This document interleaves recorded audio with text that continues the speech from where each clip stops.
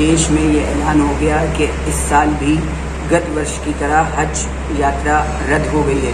Saudi सरकार ने कल दोपहर 2:30 बजे ये ऐलान किया कि सिर्फ सऊदी में रहने वाले लोगों ही इस साल हज करेंगे। गत वर्ष ये 10,000 लोगों ने हज अदा किया था। इस साल भी कोटा थोड़ा बढ़ाकर 60,000 किया गया है, लेकिन सिर्फ सऊदी सरकार और सऊदी में रहने वाले लोग ही हज अदा करेंगे।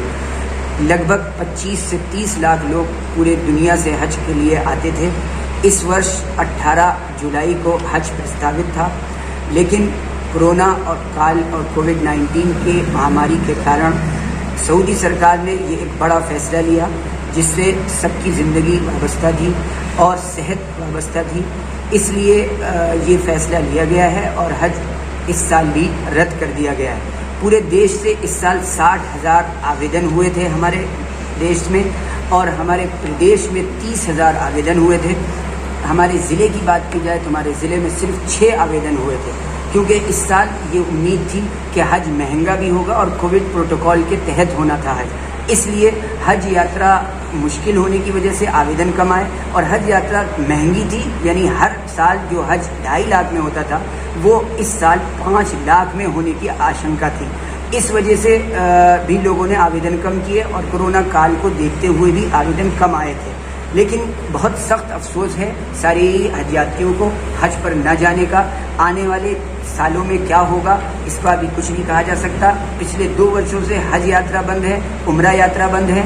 हम अपने तीर्थ स्थान नहीं जा पा रहे हैं, अल्लाह के घर को नहीं देख पा रहे हैं। इस पर सारे ही हज यात्री बहुत मायूस हैं। और कल के जब ये फैसला सऊदी सरकार ने किया तो केंद्रीय हज कमेटी ने ये कहकर उसको स्वीकार किया है कि क्योंकि हज यात्रियों की ज़िंदगी असल है, स्वास्थ्य असल है, इसलिए हमारे चीफ एग्जीक्यूटिव ऑफिसर जनाब मखसूस साहब ने कल प्रेस वार्ता करके ये बात इत्तला दी और सभी कोऑर्डिनेटर्स को कहा कि आप उनको इत्तला दे दें। सभी हज यात्री आइंदा साल के लिए अभी से तैयार हो।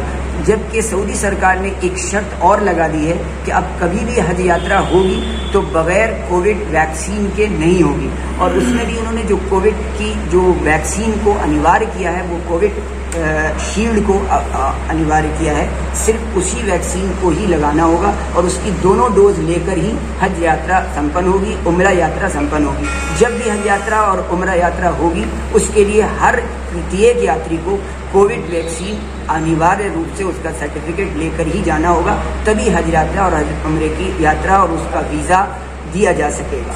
इसलिए हम आपके माध्यम से सभी हज यात्रियों को और देशवासियों को ये इत्तला देना चाहते हैं कि हज यात्रा इस साल भी रद्द हो गई है, और हमें उम्मीद है कि आइंदा इस यात्रा के लिए फिर नए जब आवेदन आएंगे और नया होगा तब हम उसकी इत्तला देंगे। जो बीमारी है और उस बीमारी को सामने रखते हुए जो एहतियात WHO और जो एहतियात मेडिकल्स के एक्सपर्ट्स दे रहे हैं, हमारी भी जिम्मेदारी है कि उन एक्सपर्ट्स हज डॉक्टर्स की सलाह और मशवरे से अपनी सेहत का ख्याल रखते हुए वो सारे ही काम करने चाहिए। ज़रूरत इसकी है कि हम अपनी सेहत को लेकर बहुत अवेयर रहें, जागरूक रहें, और उसके लिए ही ये टीका आया है और वैक्सीन आई है। अगर आपको अपनी सेहत से ज़रा से भी प्यार है और मोहब्बत है तो आप ज़रूर इसके लिए आप जागरूक होंगे और वैक्सीनेशन को अपने लिए ज़रूरी समझेंगे।